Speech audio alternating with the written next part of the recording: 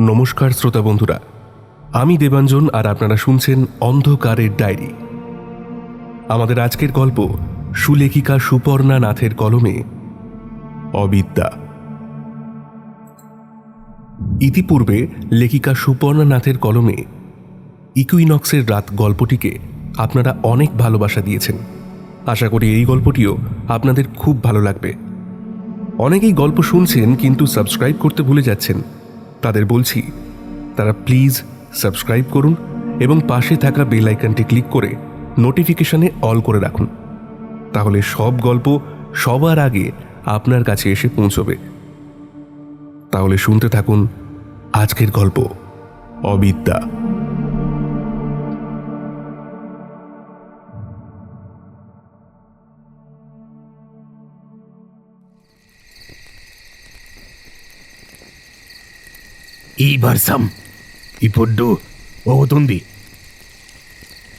পাতা ছাউনির নিচ থেকে হাতটা লম্বা করে বাইরে বের করে বিরক্তি মাখা মুখে কথাটা বিড়বিড় করে গোপালা।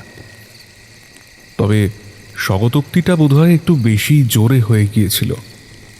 পিছন থেকে ভেনু জড়ানো গলায় তার কথার প্রেক্ষিতে কিছু একটা বলল। তবে কি বলল সেটা পুরো বোঝা না গেলেও গোপালা বুঝল আকণ্ঠ পরিমাণ সুরা তার বন্ধুর সম্পূর্ণ সৎবুদ্ধিটুকু লোপ পাওয়াতে পারেনি। পিছন ঘুরে টিমটিমে কেরোসিন বাতির আলোয় দেখল ভেনু কাঠের খুঁটি আশ্রয় করে যা হোক করে হেলান দিয়ে বসে আছে। তার চোখ খোলার ইচ্ছা থাকলেও উপায় নেই।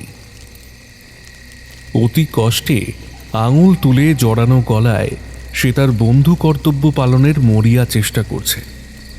মানে গোপালাকে এই বাদলা রাতে জঙ্গলের পথে সে যেতে নিষেধ করছে। গণেশানের কোনো সার নেই সে ভিজে মাটির মেঝেতে মুখ থুবড়ে শুয়ে।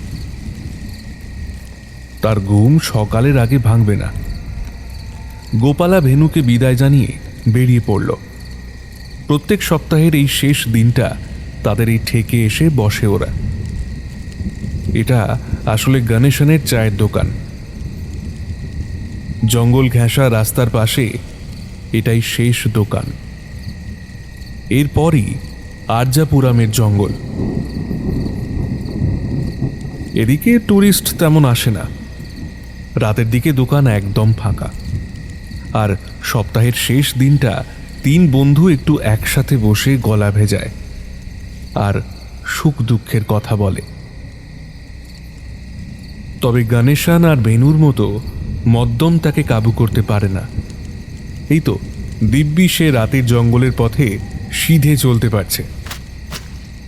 শেষ হেমন্তের অকাল বৃষ্টি স্নাত গাছগুলোর পাতা যেন আরও এক পশলা বৃষ্টি জমিয়ে রেখেছে।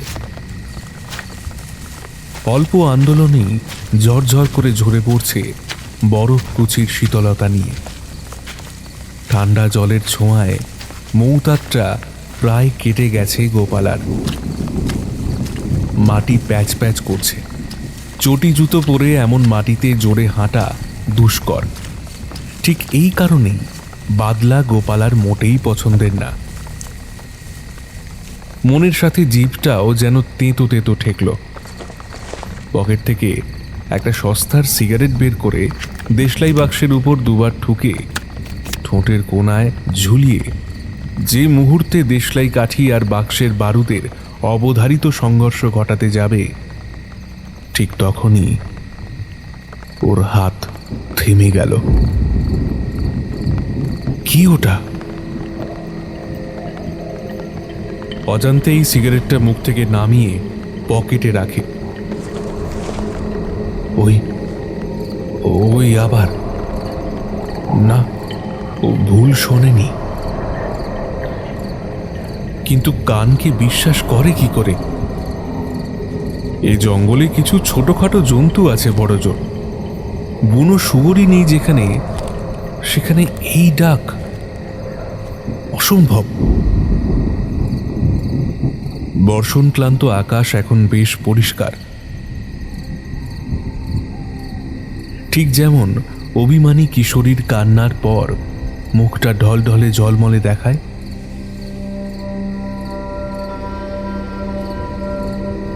ছেঁড়া ভাষা মেঘের ওড়নার ফাঁকে উজ্জ্বল পূর্ণ যৌবনবতী রূপালী চাকতিটা বলে দিচ্ছে আজ পূর্ণিমা। আর্যপুরামের বনাঞ্চল ভেসে যাচ্ছে মায়াবী জ্যোৎস্না রঙে। গোপালা চোখটা কচলে নেয় ভালো করে। জঙ্গলের বেশ অনেকটা পর্যন্ত পরিষ্কার দেখা যাচ্ছে না। সে বোধহয় নেশার ঘোরে ভুলই শুনেছে। কথাটার অনুরণন মনের মধ্যে শেষ হওয়ার আগেই জঙ্গলের নিস্তব্ধতা বিদীর্ণ করে ভেসে আসে ভয়ঙ্কর সেই হুঙ্কার। বাঘের ডাক। গোপালা দাঁড়িয়ে পড়ে, উৎকর্ণভাবে শুনে বোঝার চেষ্টা করে ডাকটা কোন দিক থেকে আসছে। নিস্তব্ধ জঙ্গলেরও কিছু শব্দ থাকে, কিন্তু এই হুঙ্কারের পর হঠাৎ যেন প্রকৃতি আক্ষরিক অর্থে নিশ্চুপ হয়ে গেছে। হঠাৎ গোপালার বাম দিকে কেমন যেন একটা সরসর শব্দ হলো। ও সন্তর্পণে ধীর পায়ে ওর ডান দিকের মোটা গুঁড়িওয়ালা গাছটার পিছনে নিজেকে আড়াল করে নিল। প্রচণ্ড উৎকণ্ঠায় ওর হৃৎপিণ্ডটা প্রায় গলার কাছে উঠে এসেছে। কি করবে ও? নিজেকে বাঁচাতে পারবে কি? কিন্তু বেশ কিছুক্ষণ অপেক্ষার পরও হুঙ্কারকারীর কোনো রকম গতিবিধি অনুভব করল না। নিশ্চিন্ত হয়ে সবেমাত্র গাছের আড়াল থেকে বেরিয়ে আসতে যাবে, ঠিক তখনই ওর মাথার ফুট দুই উপর দিয়ে প্রকাণ্ড কিছু একটা লাফ দিয়ে অত্যন্ত ক্ষিপ্রতার সাথে চলে গেল। স্বাভাবিকভাবে বেরিয়ে আসা আর্তনাদটা দু হাতে মুখ চেপে আটকায় গোপালা। এত বড় বাঘ, এও সম্ভব? তাও আবার ধবধবে সাদা? নাকি চাঁদের আলোয় অমন মনে হলো? আতঙ্কের আকস্মিক অভিঘাতে নেশাটা পুরোপুরি কেটে গেছে। গাছের গুঁড়ির আড়াল থেকে সন্তর্পণে মুখটা বের করে গোপালা দেখল চকিতে একটা সাদা মোটা ল্যাজ অন্ধকারে মিলিয়ে গেল। গোপালা মুহূর্তে বুঝে গেল যে আজ এ পথে তার বাড়ি ফেরা সম্ভব না। জঙ্গলের অর্ধেকের বেশি পার করতে হবে বাড়ি পৌঁছানোর জন্য। তার থেকে গণেশনের দোকানে ফিরে যাওয়া ভালো। ওদেরও গিয়ে সাবধান করে দেওয়া উচিত।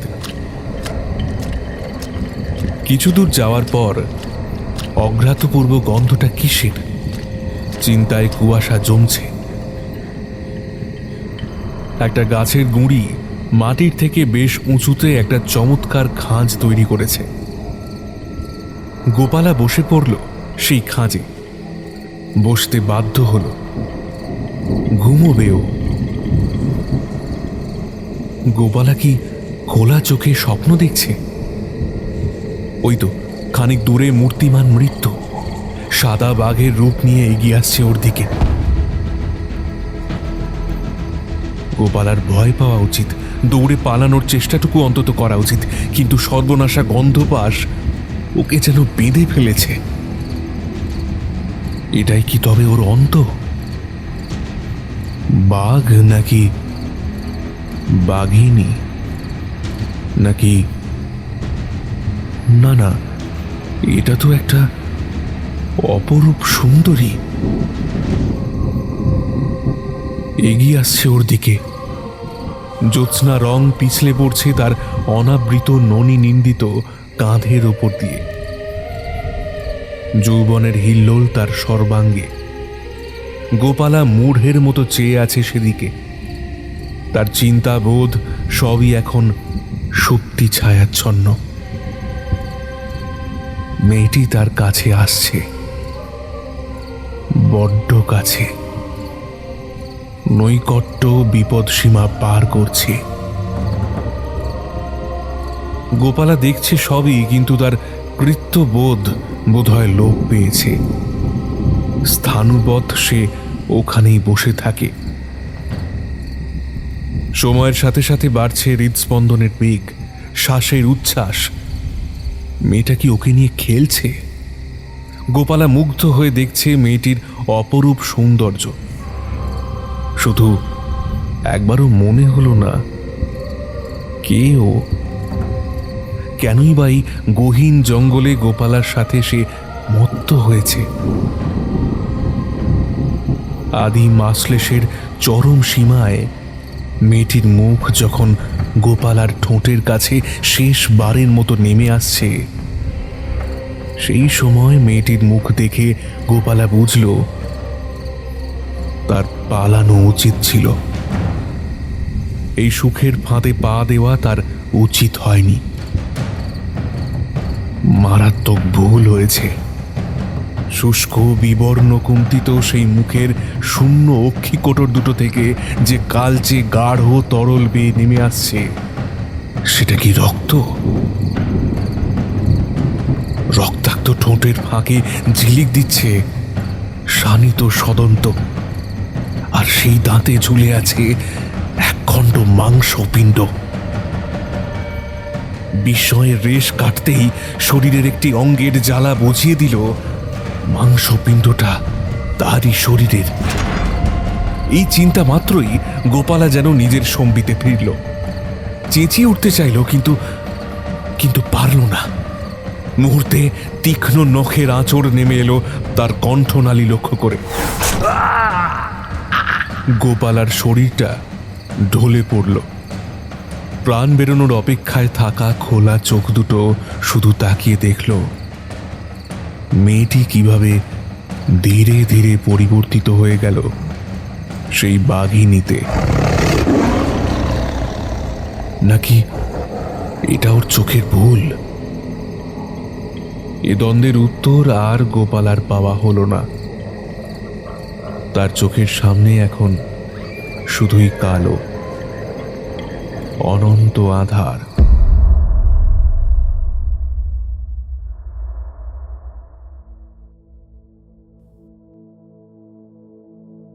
ভূগোলের নিয়মে বদলে যায় নাম, গণ্ডি, সীমানা, কিন্তু জীবনের ছবি একই থেকে যায় না? ধুমায়িত ছোট্ট কাগজের কফির কাপটা মুখের সামনে ধরে চোখ দুটো অস্তাগমনে ব্যস্ত সূর্যের গায়ে ছুঁয়ে কথাগুলো গোধূলি আলো সিঞ্চিত নদীর স্রোতে যেন ভাসিয়ে দিল তন্নি। তুর্য নিজের মনে ফোনে ব্যস্ত ছিল। গত প্রায় 20 মিনিট পর তন্নি কিছু বলল। তন্নি বলে, প্রকৃতির কাছে এলে স্তব্ধ হতে জানতে হয়, না হলে নাকি প্রকৃতিকে স্পর্শ করা যায় না মন দিয়ে। তাই তুর্য তন্নিকে বিরক্ত করেনি। বাবা, তন্নি ফিলোসফি বুঝিনি, বোঝা এবার। বললাম ভূগোলের নিয়মে কলকাতার গঙ্গার ধার, হাওড়া ব্রিজ বদলে রাজা মন্দিরের পুষ্কর ঘাট হয়ে গেলেও জীবনের ছবিটা একই রকম থেকে যায়, বুঝলি? বুঝলাম, ঠিক বলেছিস। পুষ্কর ঘাটের ভাইবটা কিন্তু আমাদের প্রিন্সেপ ঘাটের মতোই। আসলে গোদাবরীতে দক্ষিণের গঙ্গা, হয়তো সেই জন্যই। All credit goes to you.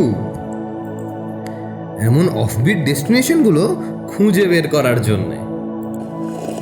কফিটা শেষ করে উঠে দাঁড়ায় তন্নি।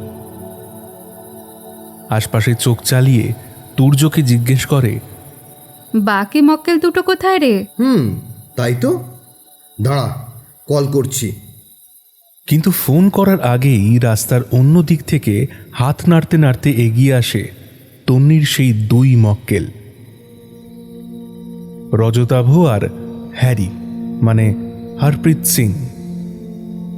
হরপ্রীতের পদবিটা বাদে আদ্যন্ত বাঙালি সে। তুর্য, হ্যারি, রজতাভ ওরফে রাজু কলেজ জীবনের বন্ধু। জীবিকার প্রয়োজনে ছড়িয়ে পড়েছে, তবে মনের বাঁধন অটুট। তন্নি আর তুর্যর সম্পর্ক প্রায় বছর 6-এর। কাগজে কলমে বিয়েটা সেরেছে, তবে সামাজিকভাবে এখনো করেনি। আর তুর্যর বন্ধু দুজন কখন যেন তন্নিরও বন্ধু হয়ে উঠেছে। বছরে একবার ওরা দু চাকায় সওয়ার হয়ে দেশ ঘুরতে বেরোয়। এবারের গন্তব্য অন্ধ্রপ্রদেশের কিছু অল্প পরিচিত টুরিস্ট স্পট। গত দুদিন ধরে ওরা রাজামন্দ্রির মণ্ডপপল্লী মন্দির, ভেঙ্কটেশ্বর মন্দির, ইস্কন মন্দির, গোদাভারী সেতু, মিউজিয়াম, মারেদুমেলি ফরেস্ট এই সব দেখে আজ এসেছে পুষ্কর ঘাটে। তন্নি একটু বিরক্তি নিয়ে বলে, কটা বাজে দেখেছিস? এখান থেকে আত্রেয়পুরম যেতে প্রায় ঘন্টা খানেক। রাস্তা অচেনা, তার উপর আকাশ কালো করে আসছে। হ্যারি হালকা চালে বলে, চাপ নিও না সিস্টার, मैं हूं ना। ওটাই তো বেশি চাপের বিষয়। তুর্য আর রজতাভ ওদের এই খুনসুটি বেশ উপভোগ করে।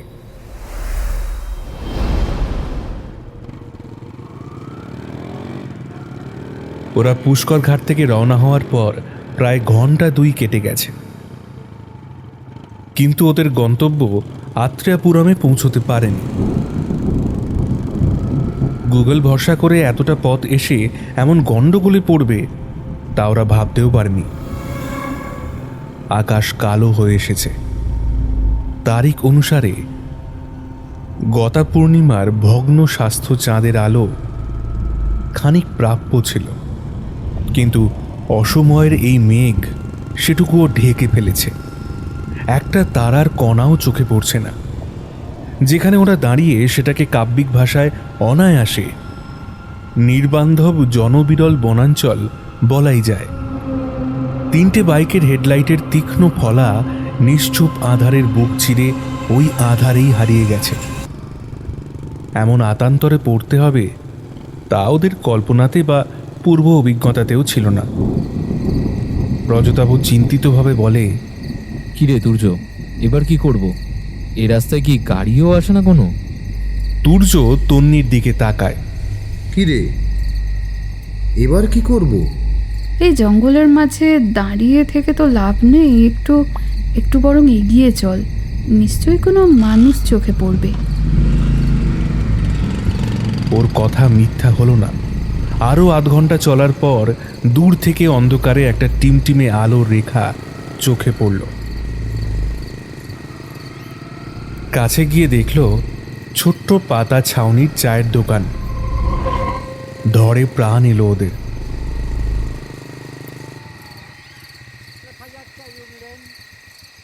চায়ে গলা ভিজিয়ে আলাপ জমানোর চেষ্টা করলো তুর্য, কিন্তু ধাক্কা খেল।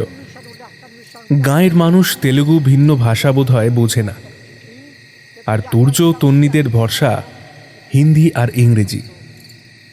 দোকানের পিছনের একটা কামরা ঘর থেকে ভাঙা হিন্দিতে কেউ একজন বলল ওরা আত্রেয়াপুরম থেকে বেশ দূরে ঘুর পথে অন্য দিকে চলে এসেছে। স্বাভাবিকভাবেই ওরা বেশ বিচলিত হয়ে উঠল। সেই সময় লোকটি সেই কামরা ঘর থেকে বেরিয়ে ওদের সামনে এলো। লণ্ঠনের আলোয় ক্ষণিকের জন্য চমকে উঠেছিল সেই দশাশই প্রায় 6 ফুটের বিশাল দেহী মানুষটিকে দেখে। তবে আলাপ জমার পর বুঝল লোকটি খুবই মিশুকে ও উপকারী। সে ওদের বলল যে এটা আর্যাপুরমের জঙ্গল, এবং এই জঙ্গলের মাঝ বরাবর যে ইটের রাস্তা আছে সেটা ধরে মিনিট 20 গেলেই জঙ্গলের মাঝে চমৎকার গ্রিন নেস্ট হোমস্টে আছে। রজতাবু বলল, অনেক ধন্যবাদ। আচ্ছা, এখন বুকিং ছাড়া গেলে মানে? ওর কথা শেষ হওয়ার আগেই দোকানের মালিক ব্যক্তিটি আকর্ণ দাঁত বের করে যা বলল তার তর্জমা দাঁড়ালো, গণেশন পাঠিয়েছে বললেই যথেষ্ট, আর ওখান থেকে আয়ত্রপুরমের রাস্তা কাল ওনারাই বুঝিয়ে দেবেন। তুর্যরা সময় নষ্ট না করে গ্রিন নেস্ট হোমস্টের পথে রওনা দিল। শুধু ওরা রওনা দেওয়ার আগে গণেশন লোকটি চোখ গোল গোল করে কিছু একটা বিষয় ওদের বারংবার সাবধান করে দিতে লাগলো। কিন্তু সেই দোভাষী মানুষটি কিছুতেই সেই কথাটা তন্নিদের বলতে চাইছিল না। উল্টে গণেশনকেই চোখ রাঙিয়ে বারণ করছিল এসব না বলতে। তন্নি বিষয়টা ঠিক না বুঝতে পেরে অবাক হয়ে বলেছিল, উনি কি বলছেন? নাথিং ম্যাডাম, তেমন কিছু বলছেন না। জঙ্গলে পথ তো, আলো নেই, সব ক্ষোভ থাকতে পারে। आप लोग শহরের মানুষ বলে এসব ভয় দেখাতে চাইছে। बीच में कहीं पे रुकना नहीं, একদম সোজা গ্রিন নেস্ট গিয়ে থাকবেন। তন্নির মনের খোঁচাটা সম্পূর্ণ গেল না।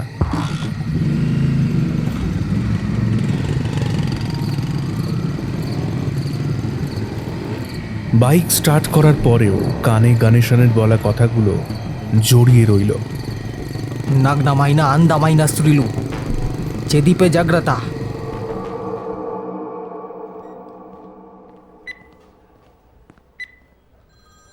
হ্যারি বেঞ্চে বসে ব্যস্তভাবে বাম পাটা নাচিয়ে চলেছে। তন্নি দূর থেকে প্রায় 15 মিনিট ধরে বিষয়টা লক্ষ্য করছে। হ্যারির চোখের শূন্য চাহনি আর অন্যমনস্কভাবে পা নাচানো দেখে বোঝাই যাচ্ছে ভিতর ভিতর ও মারাত্মকভাবে চঞ্চল হয়ে আছে। তন্নি উঠে এসে ওর পাশে বসে আলতো হাতের স্পর্শ রাখে ওর বাম পায়ের হাঁটুর ওপর। হ্যারি যেন অনেকক্ষণ পর সম্বিতে ফেরে। ফ্যাল করে সেই শূন্য দৃষ্টি নিয়ে তাকিয়ে থাকে তন্নির দিকে। চোখ দুটো রক্ত জবার রঙে রঙিন। তন্নি বুঝে উঠতে পারে না ওর এখন ঠিক কি বলা উচিত। গত কয়েক ঘন্টায় ওদের জীবন ধারণা, ওদের বিশ্বাস অবিশ্বাস সবকিছু এমনভাবে ঘেঁটে যাবে তা ওদের চরমতম দুঃস্বপ্নেরও অতীত। একজন নার্স এসে হ্যারিকে নিয়ে যায় ফার্স্ট এডের জন্য। কত আনন্দ নিয়ে ওরা গ্রিন নেস্টে এসে পৌঁছায় সেদিন। তারপর কল্পনায় হারিয়ে যায় তন্নি।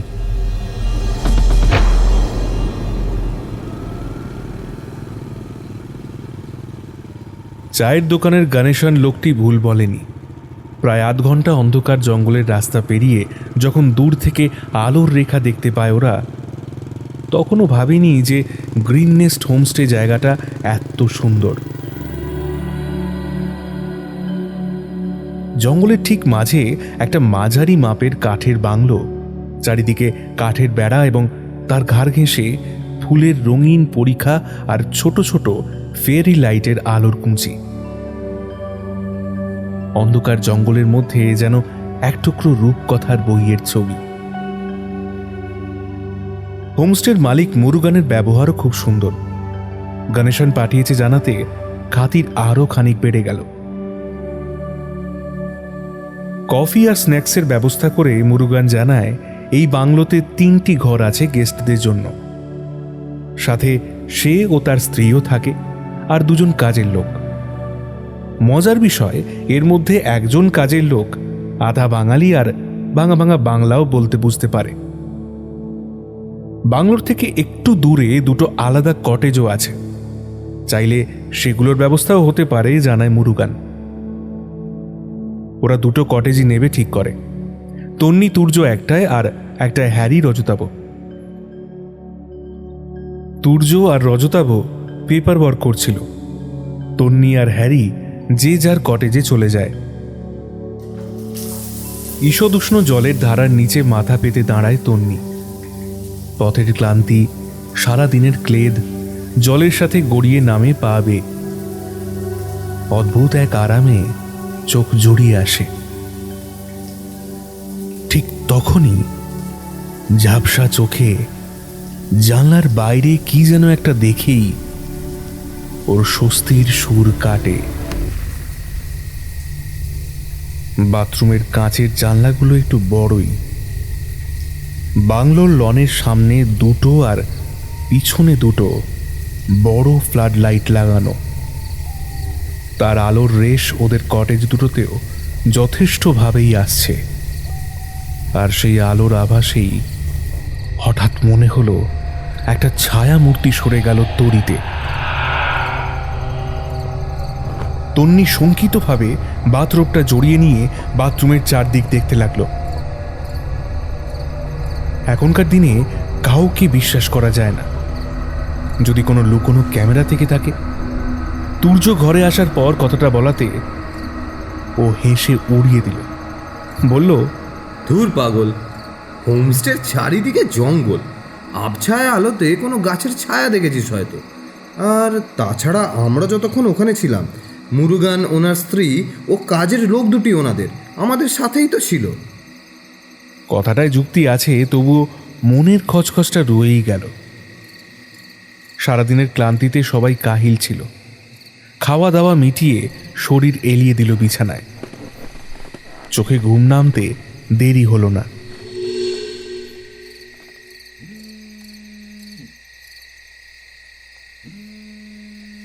রাত তখন বেশ গভীর। হঠাৎ বালিশের পাশের ফোনটা ভাইব্রেট করার শব্দে ঘুম ভেঙে যায় তন্নির। হ্যারি ফোন করছে। ও তন্নিদের রুমের বাইরে দাঁড়িয়ে দরজা খুলতে বলছে। তুর্যকে ডাকে তন্নি। কি হয়েছে হ্যারি? হ্যারির চোখ মুখের ভাব উদ্ভ্রান্তের মতো। রজতাবু ঘরে নেই? তুর্য আড়মোড়া ভেঙে বলে, কি বলছিস? এই রাতে ঘরে নেই? কোথায় যাবে? টয়লেটটা দেখেছিস?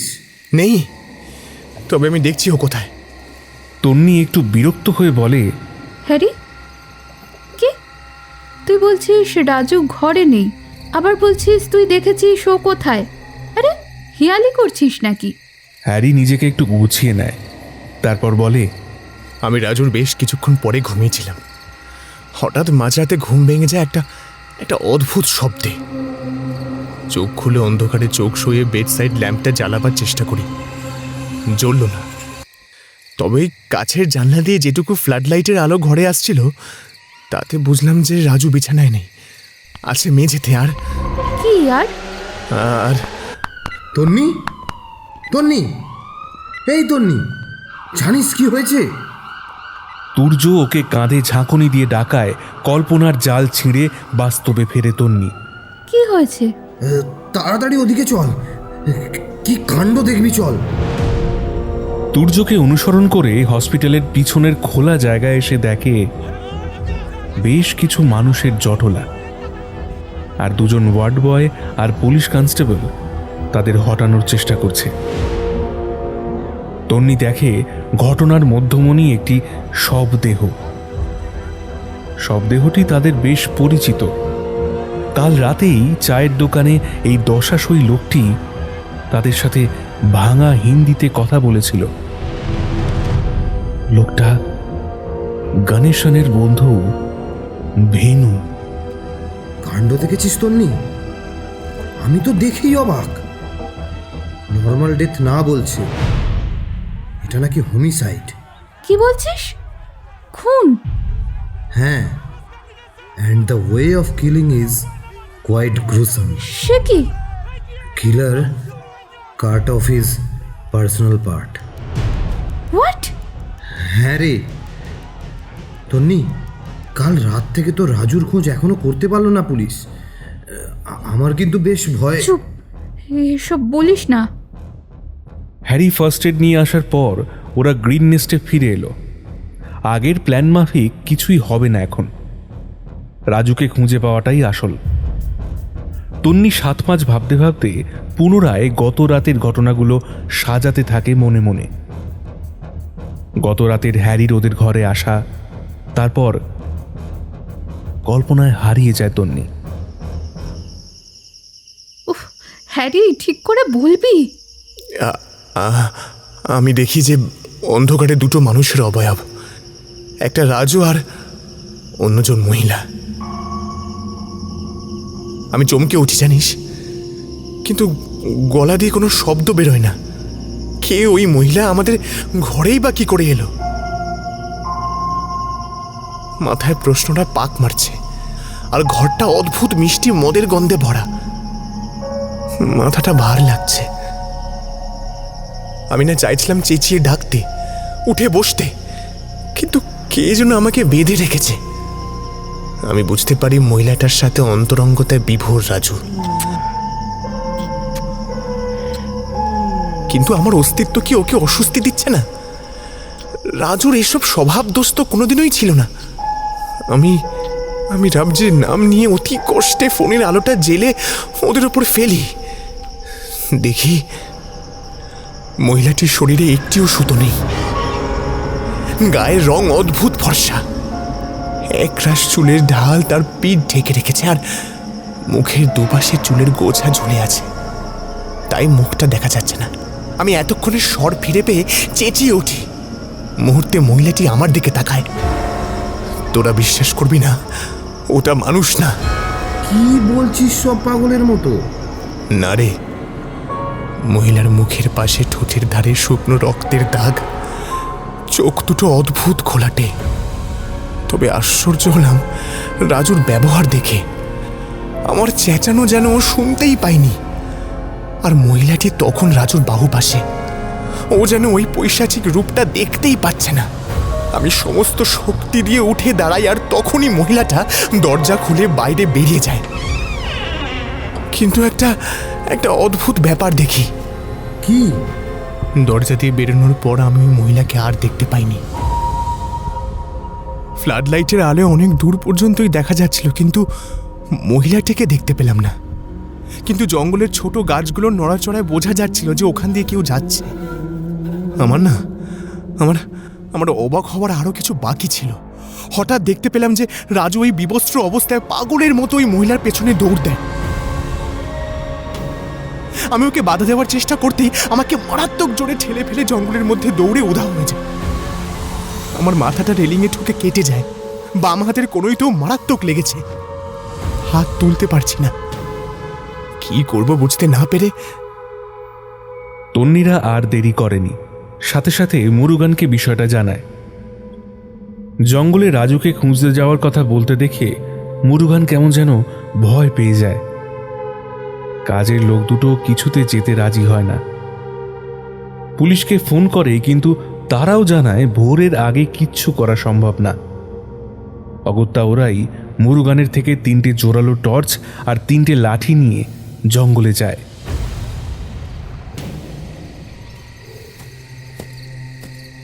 কিন্তু প্রায় 2 ঘন্টা এদিক ওদিক ঘুরেও কিচ্ছু পায় না।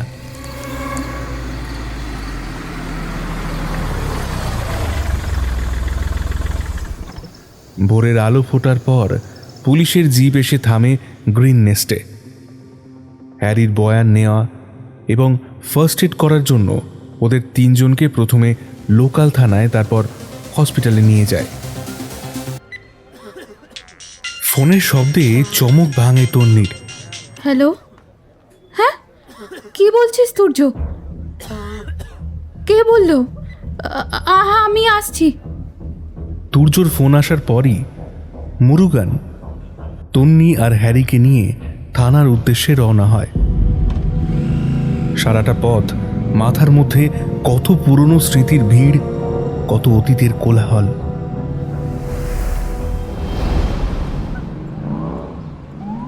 থানার সামনে তুর্য অপেক্ষা করছিল। হ্যারি দৌড়ে গিয়ে তুর্যর কাঁধ ধরে ঝাঁকিয়ে বলে, রজতাভ কোথায়? রজতাভ কোথায়? তুর্য কিছু বলে না, শুধু মাথা নিচু করে দাঁড়িয়ে থাকে। হ্যারি পাগলের মতো দৌড়ে যায় থানার ভিতরে। পরক্ষণেই হ্যারির বিভৎস চিৎকার বুঝিয়ে দেয়,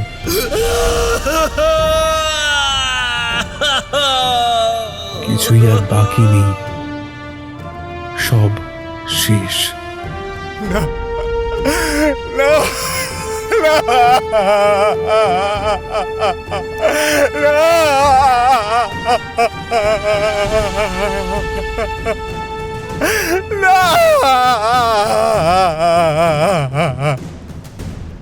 তন্নি ফাঁকা চোখে তাকায় তুর্যর দিকে। তুর্য বিড়বিড় করে বলে, হোমিসাইড, জাস্ট লাইক দ্যাট গায়। কি বলছিস? কি সকালে হসপিটালে সেই চায়ের দোকানের লম্বা ছড়া লোকটার মতো। What? Killer ripped off his private part.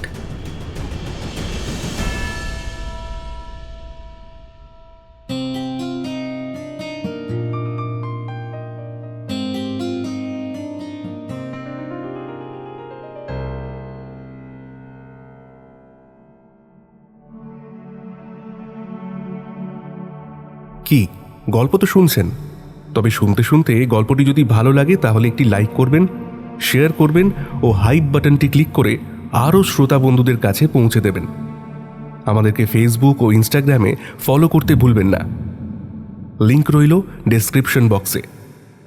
আসুন শুনে নিই গল্পের বাকি অংশ।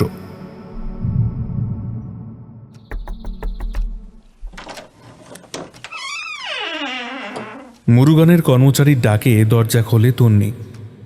তন্নি ঘড়ি দেখলেও প্রায় 10:30 বাজে। গত দুদিন কি ভীষণ মরণ ঘুম হচ্ছে ওর। অবশ্য তুর্যও ঘুমোচ্ছে এখনো। আসলে ওদের মনের যা অবস্থা এখন। তার উপর রজতাভর মৃত্যুর বিষয়টার জন্য কিছু লিগ্যাল স্টেপস এখনো বাকি। তাই লোকাল থানার নির্দেশে ওদের এখানেই আরও কিছুদিন থেকে যেতে হয়েছে। হ্যারি এক প্রকার নিজেকে ঘরবন্দি করে ফেলেছে। সমাজের কারণে বা বন্ধুত্ব রক্ষার খাতিরে রজতাভর জীবদ্দশায় রজতাভর প্রতি ওর আবেগটা দেখাতে পারেনি। তন্নি যদিও বুঝত হ্যারি কি ভীষণ ভালোবাসত রজতাভকে। রাই যেভাবে শ্যামকে বাসে ঠিক সেভাবে। তুর্য, তুর্য ওঠ, আমি ডাইনিং হলে গেলাম, তুইও ফ্রেশ হয়ে আয়। কথাগুলো বলে তন্নি হ্যারিকে ডেকে নিয়ে খাওয়ার ঘরে গেল। কাল থেকে কিছু মুখে দেয়নি ছেলেটা। মুরুগানের স্ত্রী মালা খাবার গুছিয়ে দিল, সাথে সেই আধা বাঙালি কাজের লোকটি সাহায্য করছে। ওর নাম বিজয়। দুজনের মুখই বেশ থমথমে। পরিস্থিতি এমন। তুর্য খানিক পর এসে ওদের সাথে বসল। তন্নি দূর থেকে তুর্যকে লক্ষ্য করছিল। এই 2-1 দিনেই কি ভীষণ ক্লান্ত অবসন্ন হয়ে পড়েছে ও। হ্যাঁ রে তুর্য, তোর কি শরীর খারাপ লাগছে? ডাক্তার দেখাবি? না, এমনি ঠিক আছে জানিস তো, কিন্তু ভীষণ ক্লান্ত লাগছে, ইভেন সারা রাত ঘুমিয়েও। ওদের কথার সাথে তাল মিলিয়ে বিজয়ের মুখের ভাব বদলে যায়। নিচু স্বরে মালকিনকে কি যেন বলে এবং মালকিনের নির্দেশে আচমকাই তুর্যর পায়ের কাছে বসে ওর পায়ের পাতা দুটো হাতে ধরে কি যেন দেখতে লাগে। মালাও নিচু হয়ে তুর্যর পায়ের পাতায় মনোনিবেশ করেছে। পুরো বিষয়টা এতটাই দ্রুততার সাথে ঘটে যে তন্নি আর তুর্য মারাত্মক চমকে যায়। বিজয়, কি করছো? দিদি। বিজয় কথাটা শেষ না করেই ওর মালকিনের দিকে তাকায়। আতঙ্কের প্রলেপ মালার মুখেও। তন্নি একটু বিরক্ত হয়েই বলে, এখানে কি হচ্ছে কেউ বলবে প্লিজ? বিজয় ওর মালকিনকে তর্জমা করে দেয়। এটা অবশ্য প্রথম দিন থেকেই দেখছে ওরা। যেহেতু বিজয় বাংলা আর হিন্দি দুটোই বোঝে আর বলে, তাই মালা ওকে সবসময় সাথেই রাখে। মালা তেলেগু ভিন্ন কিছুই বোঝে না। মালা চোখ গোল করে চিন্তান্বিতভাবে এক নাগাড়ে বেশ কিছুক্ষণ অনেক কিছু বলে গেল। বিজয়ের তর্জমা থেকে তন্নিরা যা শুনল তাতে মালার মুখের আতঙ্কের প্রলেপ এখন ওদের মুখেও সংক্রমিত হয়েছে। মালার কথাগুলো বিজয় তর্জমা করে যা বলল, সর্বনাশ, এ তো চেদীপের কামড়। ঈশ্বর আপনাকে রক্ষা করুন। অবশ্য চেদীপ তার শিকারকে কোনোভাবেই ছাড়ে না। আপনি শত চেষ্টা করলেও পারবেন না ওর হাত থেকে রেহাই পেতে। যদি এখান থেকে যদি পালিয়ে যেতে পারেন তবুও মুঝে মালুম নেই কি শেষ রক্ষা হবে কি না। কোনো সাপখোপ বা জন্তু নাকি কোনো বিষাক্ত কীট? প্রশ্ন করে তুর্য। তন্নির কিছুতেই মনে পড়ে না শব্দটি সে কোথায় যেন শুনেছে। বিজয় পুনরায় মালাকে বুঝিয়ে বলে তেলেগুতে। মালার কথা শেষ হওয়ার জন্য অধীর অপেক্ষা করছে ওরা। এবার বিজয় শুরু করে, এই গোদাবরীর আশেপাশের অঞ্চলে চেদীপ থাকে। ও চেদীপকে যে চেনে না ইয়া ভয় পায় না, এমন মানুষ খুব কম আছে। চেদীপ কোনো জন্তু না বরং साक्षात समन। चेदीप एक अशुभ अस्तित्व, अभिशाप है वो चेदीप अपना रूप बदलाते पारे। ज्योत्स्ना राते जंगले से सादा बाघे रूपे घोरे, तार शिकार হয় वो जवान पुरुष। चेदीप जे घरे ढोके से घरेर सब থেকে সুন্দর নীরক জওয়ান পুরুষটি বাদে সবাইকে মরণ ঘুম পাড়িয়ে দেয়। उसके बाद उस पुरुष के लिए वो खेला करे खेला এবং তার পায়ের আঙুলে একটা খাতা তৈরি করে, সেখান থেকে রক্ত পান করে ও। পরদিন পুরুষটির কিছু মনে থাকে না, শুধু সে ক্লান্তিটা অনুভব করতে পারে। এইভাবে বেশ কিছুদিন চেদীপে তার শিকারকে ভোগ করে, তার রক্ত পান করে তাকে খতম করে ফেলে। उसके बाद वो अन्य शिकारे सन्धाने बेर है और रात में यदि तार बघिनी रूपेर सामने क्यों पड़े जाए ताहले वो पहले वो नग्न नारी रूपे ताके प्रलोभित करे, तारपर उसके सामने अगर वो पुरुष आ जाए उसके बाद ताके छिड़े खाए, जेमनटा হয়েছিল ও গণেশের বন্ধুর সাথে আর রজতাভর সাথে। বিড়বিড় করে হ্যারি। তন্নির মনে পড়ে যায় গণেশনের সাবধান বাণী। নগ্নমাইন আন্নমাইন স্ত্রীলু চেদীপে জাগ্রতা। ইস, সেদিন যদি ওরা এটার মানে বুঝতো তাহলে। চেদীপ শুধু পুরুষদেরই শিকার করে কেন? তুর্য জিজ্ঞেস করে। বিজয় তর্জমা করে মালার উত্তর। स्वभाव साहब जी, वो स्वभाव मरलेও যায় না। चेदीप का मतलब है बरवधू। কোনো বরবধূ यदि अतृप्ति নিয়ে অপঘাতে মরে ও তাহলে সে চেদীপে পরিণত হয়। উনি কি যদিও বলে ও সন্তানের জন্ম দিতে গিয়ে यदि কেউ মারা যায় তাহলে সে নাকি চেদীপে পরিণত হয়, ये मैं ठीक मानता नहीं। এই অঞ্চলে যদি চেদীপের উৎপাত এত, তাহলে মানুষ থাকে কি করে? वो चेदीपेर एक घटना से सोना गिয়েছিল आज से 80 साल पहले। वो हमारी नानी मार থেকে हमने শুনেছিলাম। তারপর কন্যাকুমারী না কোথা থেকে এক সাধুকে এনে অনেক যজ্ঞ পূজা করিয়ে ও সেই অভিশাপকে আটকানো যায়। তবে ও সাধু মহারাজ বলেছিলেন। ওদের কথা শেষ হওয়ার আগেই মুরুগান হন্তদন্ত হয়ে ঢোকে। ওর চোখ মুখ উদ্ভ্রান্ত। মালাকে সে পাশের ঘরে ডেকে নিয়ে চলে যায়। তন্নির বাকি কথা শোনা হয় না। ঘরের ভিতর থেকে চাপা তর্কাতর্কির শব্দ শুনতে পায়। এক অদ্ভুত পরিস্থিতিতে পড়েছে ওরা। শিক্ষিত মন বলছে এসব নিছক গল্প কথা, কিন্তু বেনু আর রাজুর বিশেষ রকমভাবে মৃত্যু, তুর্যর পায়ের ক্ষত, তন্নির ঘুম, এসবের কোনো লাগসই যুক্তি নেই ওদের কাছে। কি করবে ওরা? বিজয় নিজেই উপযাচক হয়ে বলে, मैं भी तो यहाँ पर 15 साल से रह रहा हूँ दीदी, इसलिए मैं भी कुछ जानता हूँ। इसलिए मैं कह रहा हूँ আপনারা এই বাড়িতে আর থাকবেন না, বরং ও হসপিটালে চলে যান। ওখানে ও দাদার চিকিৎসা হবে আর ও আপনারা প্রোটেকশনও পাবেন। আচ্ছা, সে না হয় বুঝলাম, কিন্তু অপশক্তিকে কি ওইভাবে ঠেকানো যায়? তাছাড়া এর শেষ কিভাবে সম্ভব? আর এত বছর পর হঠাৎ চেদীপ জেগে উঠেছে কেন?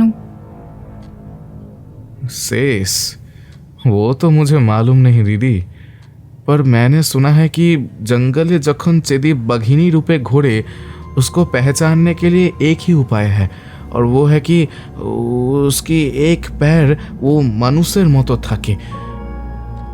সেই রূপে यदि তাকে কেউ হত্যা করতে পারে তাহলেই চেদীপের বিনাশ।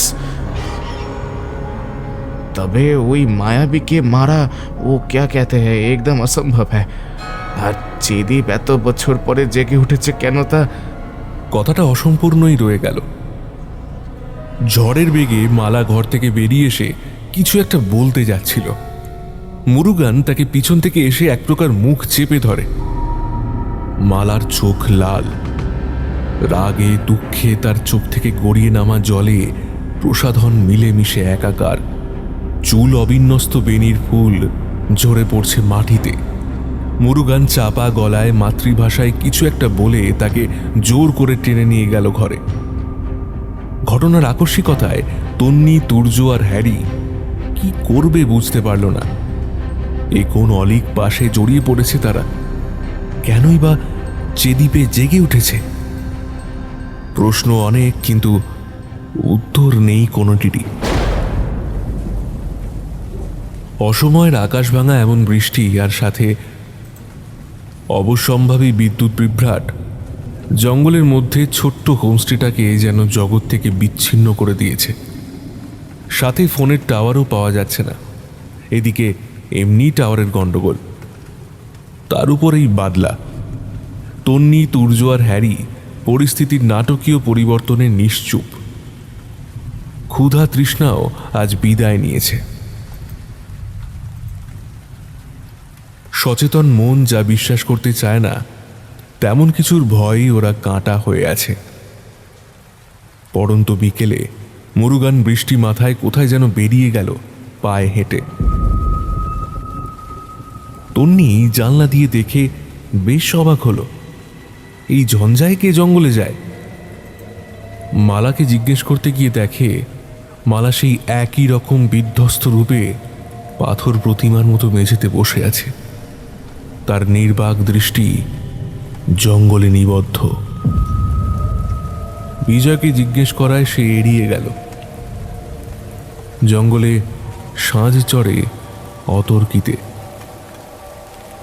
পাতা চুইয়ে অন্ধকার নামে ঝুপ করে।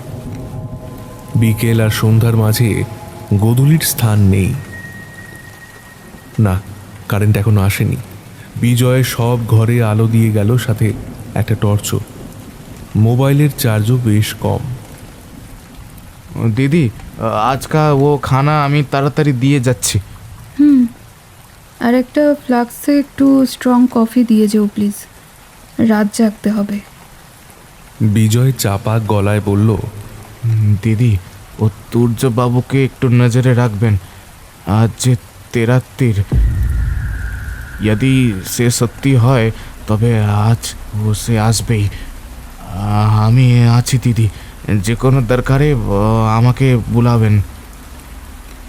তুর্য খাবার খেল না। ও যে ভিতর ভিতর ভয় পেয়েছে সেটা বুঝতে দিতে চাইছে না। তার উপর ওর আহত পাটা হঠাৎ বিশ্রীভাবে ফুলে উঠেছে, ব্যথা করছে। যদিও ডক্টর অ্যান্টিসেপটিক দিয়েছে, সাথে কিছু পেন কিলারও। হ্যারি এক মনে জানলার কাঁচের ওপারের অন্ধকার জঙ্গলে চোখ ভাসিয়ে বসে আছে। রাজুর চলে যাওয়ার পর অদ্ভুত শান্ত হয়ে গেছে ছেলেটা। তন্নি ঠিক করেছে আজ ওরা তিনজন একসাথেই থাকবে। কখন চোখটা লেগে গেছিল বুঝতে পারেনি তন্নি। চোখ খুলে দেখল মোমগুলো নিভে গেছে। পাশের টেবিল হাতড়ে ফোনটা পেল তখন রাত 3:33। কিন্তু সময় দেখার পরই ফোন জানান দিল চার্জ 0%। একটা মিষ্টি ঝিম ধরানো গন্ধ মাথাটাকে ভারী করে তুলছে ওর। চোখ দুটো জ্বালা করছে খুব। কিছুক্ষণ চোখটা বন্ধ করে পুনরায় খুলে অন্ধকারটা সইয়ে নেওয়ার চেষ্টা করল তন্নি। বাইরে বৃষ্টি থেমেছে। কাঁচের জানলার ওপারের জঙ্গল অদ্ভুত ফ্যাকাশে উজ্জ্বল, যেন কোনো মায়া ধোঁয়ার জালে আচ্ছন্ন। কিছুদিন আগেই পূর্ণিমা ছিল। ভগ্ন স্বাস্থ্য চাঁদ তার শেষ আলোটুকু নিংড়ে উজাড় করে দিচ্ছে। হ্যারি সোফায় ঘুমোচ্ছে অঘরে। তুর্য ওর ঠিক আছে তো? কথাটা মাথায় আসতেই বিছানার পাশে ঘুরে তাকাতেই তন্নির শীত দাঁড়াবে। একটা ভয়ের কুচি বরফের শীতলতা নিয়ে নেমে গেল নিচের দিকে। পাশে তুর্য নেই। আর ঠিক সেই মুহূর্তেই তন্নি বুঝল ঘরের ঘোলাটে অন্ধকারের মধ্যে অপেক্ষাকৃত গাঢ় আধার একটা অবয়ব সরে গেল। ত্রিদীপ, শব্দটা অজান্তেই মুখ থেকে বেরিয়ে এলো ওর। আর ঠিক সেই মুহূর্তে বুঝল ভারী, বেশ ভারী কিছুর চাপে খাটটা মচমচ করে উঠল। তন্নি আপ্রাণ চেষ্টা করলো হ্যারিকে ডাকার, কিন্তু ওর সব শব্দ যেন শুষে নিয়েছে কেউ। হঠাৎ মনে পড়ল বিজয়ের রেখে যাওয়া টর্চের কথাটা। ওটা বালিশের পাশেই রেখেছিল তো। হাতটা সেদিকে বাড়াতেই একটা অভূতপূর্ব স্পর্শ। ভিজে কাদার মতো পিচ্ছিল কিছু দৃঢ়ভাবে চেপে বসেছে ওর হাতের কবজিতে। গাটা শিরশির করে উঠল তন্নির। বিজয়কে ডাকবে, কিন্তু কিন্তু কিভাবে? তুর্যকে খুঁজতে হবে, কিন্তু কোথায় খুঁজবে? হাতের উপরের চাপটা আলগা হয়েছে, কিন্তু চাপ বাড়ছে ওর বুকের উপর। একটা চাপ বাঁধা অন্ধকার চেপে বসছে। শ্বাস বন্ধ হয়ে আসছে ওর। আর সেই উগ্র অঘ্রাতপূর্ব মদির গন্ধটা যেন অবশ করে দিচ্ছে ওর চেতনাকে। হঠাৎ একটা হালকা গোঙানির শব্দ কানে আসতেই ওর চেতনাগুলো যেন ফিরে এলো বাস্তবে। কই, চাপটা তো নেই। তবে কি ও স্বপ্ন দেখছিল? তাড়াতাড়ি টর্চটা নিয়ে জ্বালে, হ্যারির মুখের উপর আলো ফেলে, কিন্তু তার ডাকে কোনো সাড়া পায় না। মুহূর্তে গোঙানি লক্ষ্য করে আলোটা সেদিকে ফেলতেই মারাত্মক ভয় কুঁকড়ে যায় তন্নি। আর যেটা সে গোঙানি ভেবেছিল, আদপে সেটা শীতকার আসছে তুর্যর মুখ থেকে। তুর্যর শরীরটা জেগে থাকলেও সে যে চেতনায় নেই তা দেখেই বোঝা যাচ্ছে। নিরাভরণ একজোড়া নারী পুরুষ আদিম আলিঙ্গনে আবদ্ধ। নারীটির উগ্র অধিকারে পিষ্ট পুরুষটি। তবে ওকে কি নারী বলা যায়? সারা শরীরে যৌবনের অত্যাধিক্য হোঁচট খেয়েছে মুখের কাছে এসে। একটা শুষ্ক বিবর্ণ শবের মুখ, চোখের কোটর দুটো অতলান্তিক অন্ধকারে ঢাকা। ঠোঁট আর মুখের চারিদিকে শুকনো লালচে কালো ছোপ। ওটা কি রক্তের দাগ? ঠোঁটের কোণে ঝুলে আছে এক তাচ্ছিল্যের হাসি, যেন তন্নিকে বুঝিয়ে দিচ্ছে তোমার প্রিয় শখের পুরুষটি তোমার আর নেই। তার উপর শুধু আমার অধিকার। ধীরে ধীরে তুর্যর অর্ধ অচেতন শরীরটাকে নিজের আলিঙ্গনে আরো নিবিড়ভাবে টেনে নিয়ে মুখটা ডুবিয়ে দেয় কানের লতির নিচে। তুর্যর শরীরটা হালকা কেঁপে ওঠে। এতক্ষণে তন্নি নিজের স্নায়ুর শক্তি কিছুটা ফিরে পেয়েছে।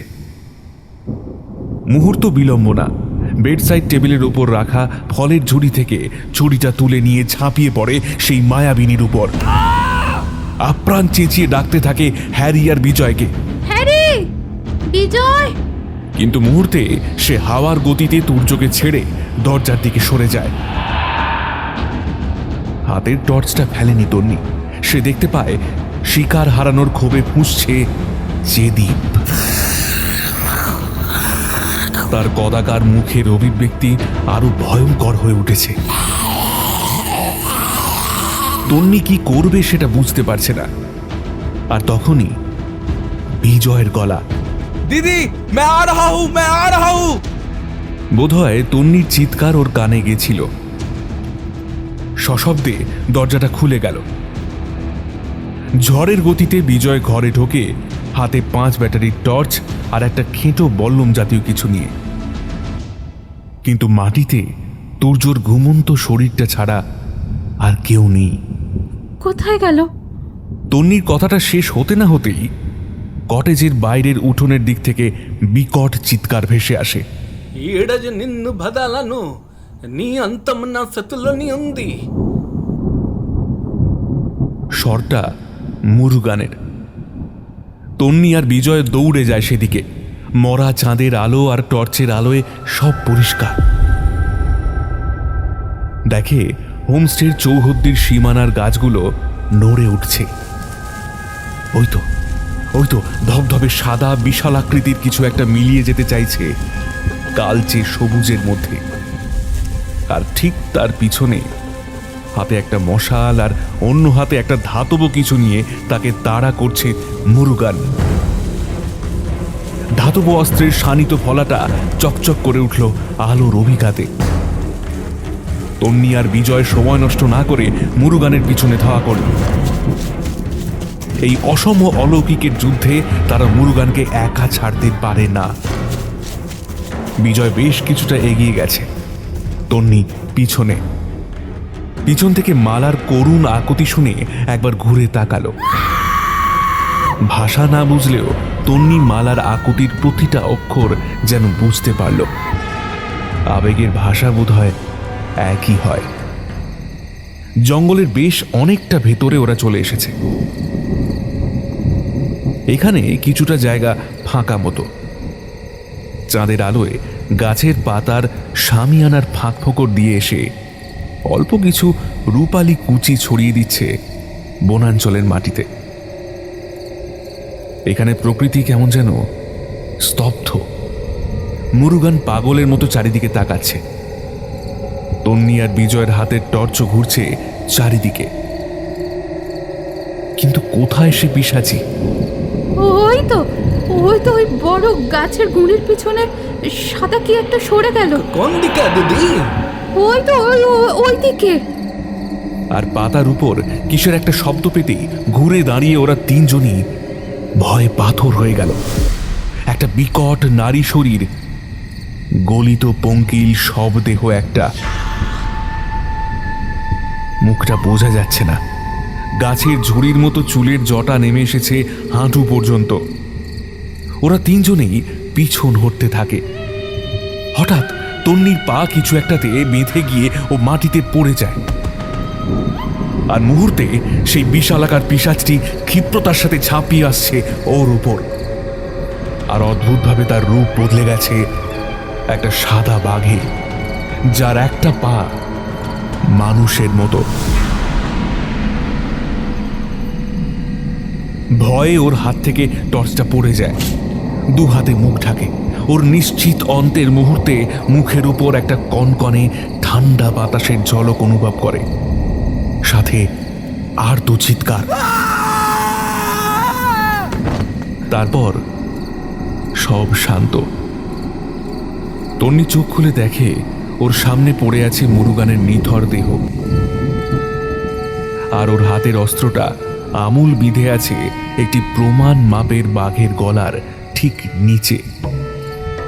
মুরুগান তন্নির জীবন বাঁচিয়ে দিয়েছে নিজের জীবনের বিনিময়ে। তবে তন্নির অবাক হওয়ার এখনো অনেক কিছু বাকি ছিল। ও স্পষ্ট দেখেছে বাঘটার রূপ ধীরে ধীরে একটি নারীতে, এবং তারপর একটা পুরনো কালো জীর্ণ কঙ্কালে পরিণত হয়ে যাচ্ছে। দিদি, উঠে আসুন। ও বিপদ কেটে গেছে, তবে তবে কাজ এখনো অনেক বাকি। পুলিশ না আসা পর্যন্ত বডি ছেড়ে যাওয়া যাবে না।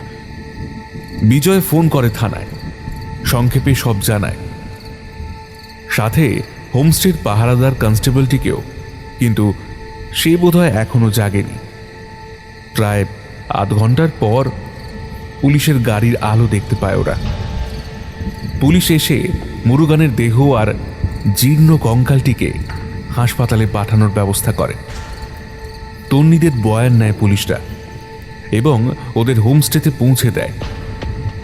মালা তখনও জ্বরের মতো সেই বারান্দাতেই দাঁড়িয়ে। ওদের একা ফিরতে দেখে কিচ্ছুটি না বলে নিজের ঘরে চলে যায়।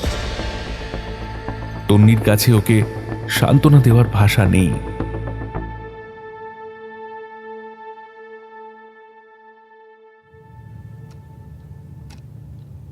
পরের দিন বিজয়ের ডাকে ওরা সবাই খাবার ঘরে গিয়ে বসে।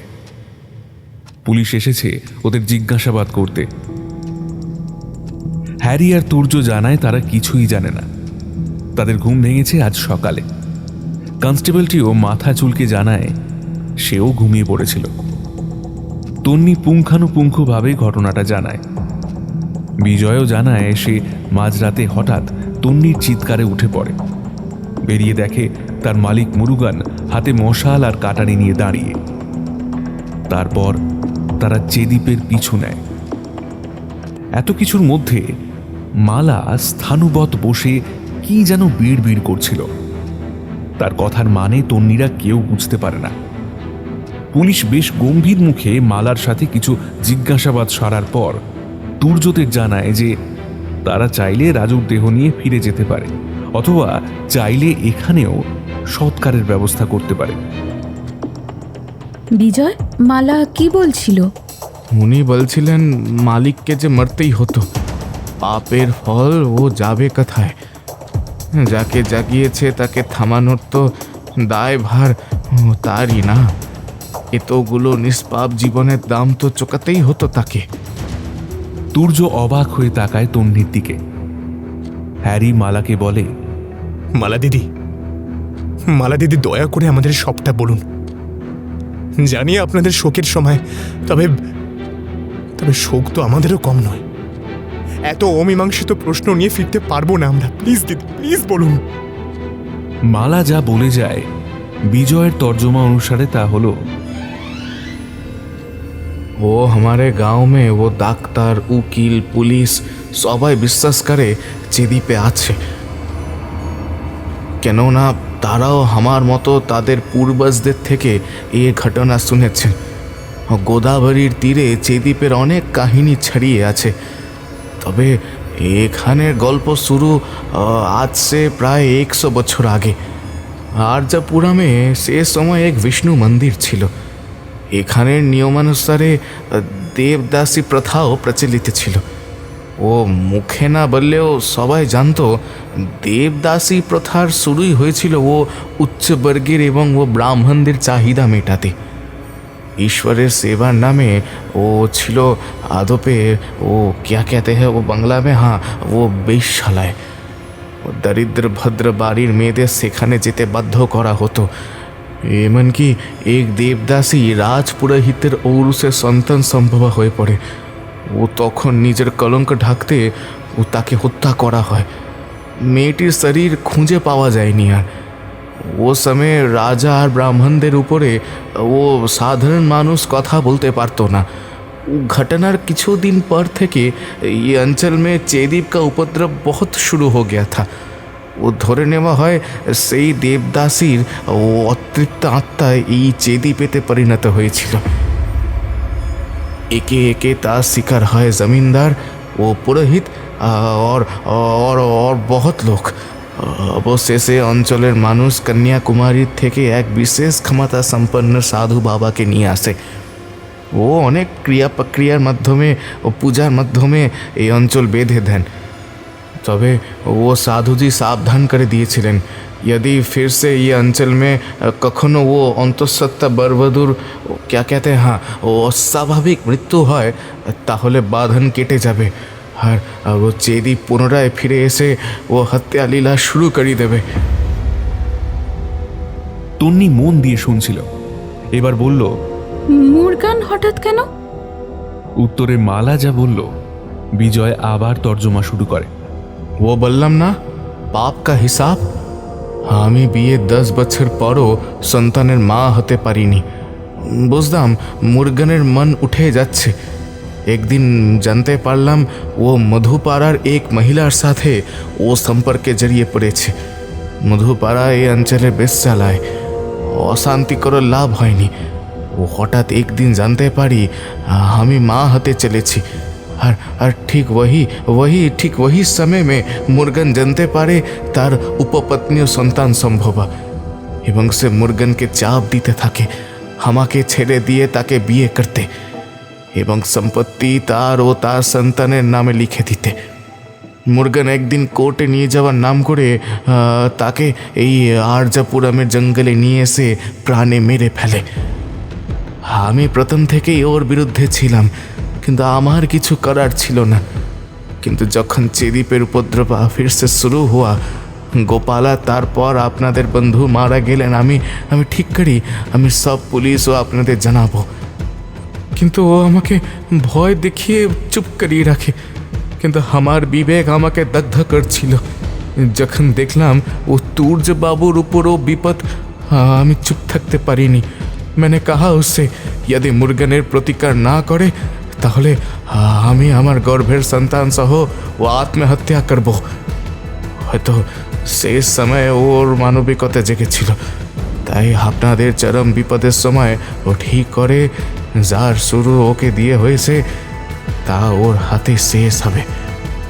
আর उसके बाद অনেকক্ষণ টানা কথা বলে থামে বিজয়। ওরা তিনজন মুখ চাওয়াচাওয়ি করে। কি বলবে, কি বলা উচিত তা বুঝতে পারে না। থানা থেকে ওদের একবার হসপিটালে আসতে বলা হয়। রজতাভর বডির বিষয় ওরা জানায়। যেহেতু রজতাভর পরিবারে কেউ নেই, তাই ওরা ঠিক করে এইখানেই সৎকার হবে। থানার সাহায্যে সব কাজ সহজেই মিটে যায়। ভারাক্রান্ত মন নিয়ে ফেরার প্রস্তুতিতে ওরা লেগে পড়ে। আজই বিকেলে বেরিয়ে পড়বে। এই অভিশপ্ত জায়গায় আর এক মুহূর্ত না।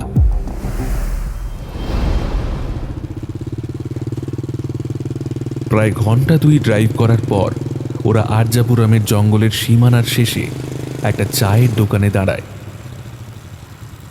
তন্নির মোবাইলটা বেজে ওঠে। ভ্রু কুঁচকে তন্নি বলে, থানার ওসির ফোন? হ্যাঁ স্যার, বলুন। ম্যাডাম, আপনি বিশ্বাস করতে পারবেন না কি হয়েছে। কি? অপরদিকে কথাগুলো কেটে কেটে যাচ্ছে যেন। চোখের সামনে দৃশ্যপট বদলে যাচ্ছে নাটকীয়ভাবে।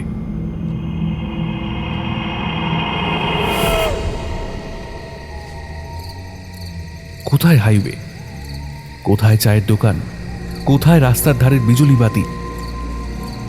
ওরা দাঁড়িয়ে আছে জ্যোৎস্না রাঙা স্তব্ধ বনাঞ্চলের বদ্ধভূমিতে। দূর থেকে এগিয়ে আসছে মৃত্যু। সাদা বাঘের রূপ নিয়ে এগিয়ে আসছে ওদের দিকে। ওদের ভয় পাওয়া উচিত, দৌড়ে পালানোর চেষ্টাটুকু অন্তত করা উচিত, কিন্তু সর্বনাশা সেই মদিরার গন্ধ। ওদেরকে যেন বেঁধে ফেলেছে গন্ধটা। এটাই কি তবে অন্ত? বাঘিনী নাকি? না না, এটা তো একটা অপরূপ সুন্দরী। এগিয়ে আসছে সে। জ্যোৎস্না রং পিছলে পড়ছে তার অনাবৃত ননি নিন্দিত কাঁধের উপর দিয়ে। যৌবনের হিল্লোল তার সর্বাঙ্গে। ওরা মূঢ়ের মতো চেয়ে আছে সেদিকে। ওদের তিনজনেরই চিন্তা বোধ সবই এখন সুপ্তি ছায়াছন্ন। মেয়েটি তার কাছে আসছে, বড্ড কাছে।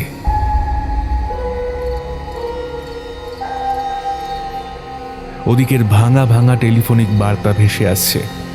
যে দ্বীপের কঙ্কালটা নেই ম্যাডাম, জাস্ট উদাও। এখানের লোক বললে যে দ্বীপের শেষ নেই। আপনারা যত শিগগির পারেন এখান থেকে। হাত থেকে ফোনটা খসে পড়ে। সামনে সাক্ষাৎ সমন। বাঘিনী, যার একটি পা অবিকল মানুষের মতো। অতর্কিতে এক বিশাল লাফ দেয় সে। তারপর সব কালো, অনন্ত অন্ধকার।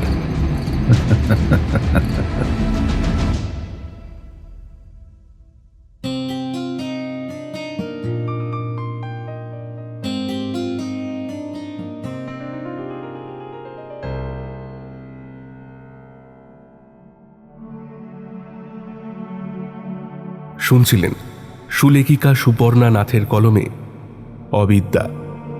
আজকের গল্পের সূত্রধার, গল্প পাঠে ও গোপালার চরিত্রে আমি দেবাঞ্জন, তন্নির চরিত্রে দেবস্মিতা, তুর্যর চরিত্রে ফিদা, হরপ্রীতের চরিত্রে সৌরদীপ, রজতাবর চরিত্রে সৌরভ রায়, গণেশানের চরিত্রে দীপ্ত, ভেনুর চরিত্রে নীল, বিজয়ের চরিত্রে সৌমিক, মুরুগানের ভূমিকায় অতনু, থানার ওসির চরিত্রে RNM অভিষেক, ধ্বনি সম্পাদনা মধুরিমা, শব্দ সংযোজন ও আবহ সায়ন, প্রচ্ছদ রৌনক, মোশন গ্রাফিক্স উষ্ণিস, নাট্যরূপ ফিদা।